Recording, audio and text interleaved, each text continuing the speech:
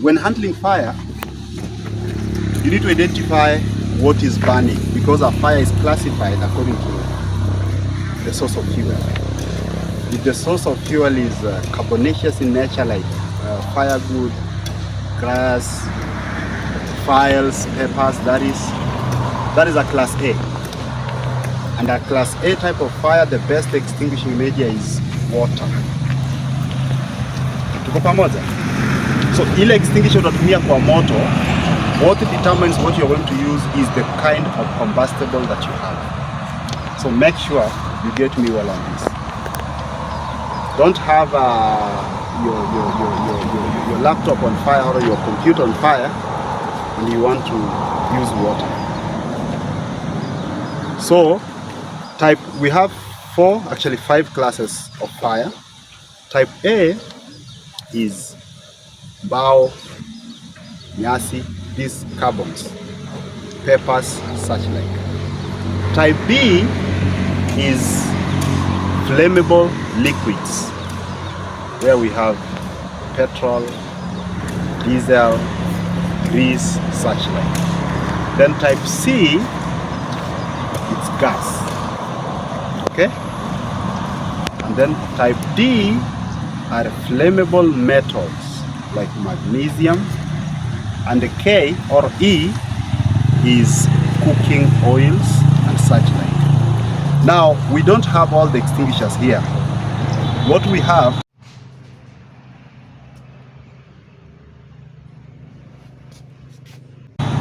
it's foam, a special kind of foam. This can handle class A, which is, class A is what? Peppers, timber, such like things.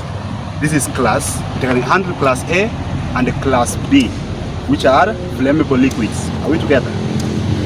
Then this handle class C,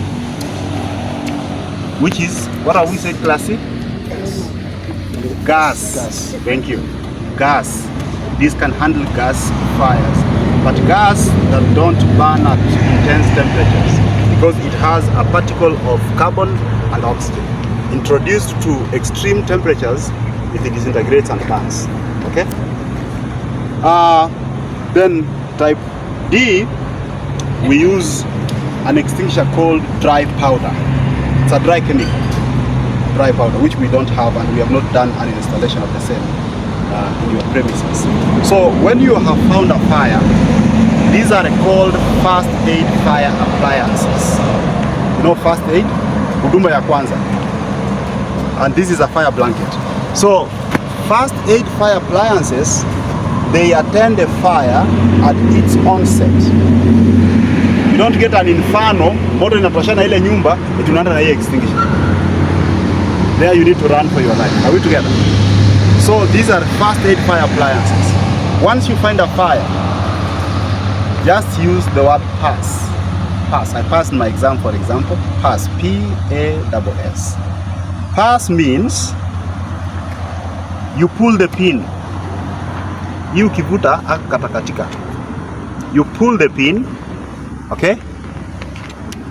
Then A stands for aim at the base of the fire.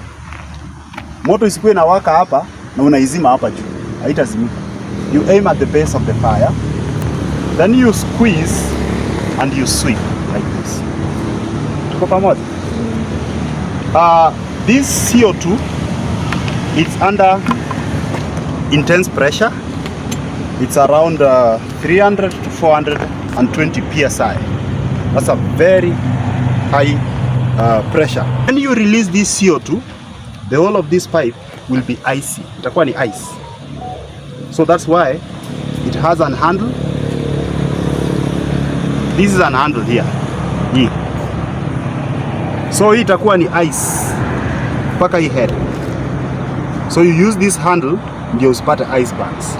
Na inatoka with a sound yenye iko juu sana. So kama wewe ni mwoga inaweza kushtua, but it does work well for fires where you suspect there is electricity and you don't want to be electrocuted. This foam has a particle of water, so if your comp is on fire, You don't use this because it has a particle of fire, sorry, of water, and if there is electricity, you'll be electrocuted. You extinguish the fire either by removing the fuel, hiyo moto itazimika, cooling the temperature, water does the cooling, hiyo moto itafanya nini? Itazimika. And another one is, we have said, remove the fuel, cool the temperature, interfere with the chemical formula. That's where we use dry powder. Or suffocate the fire, inyime oxygen. So the fire blanket extinguishes the fire by suffocating the fire. Ikifunika ile sufuria, there is no oxygen to supply the fire with oxygen for burning. Therefore,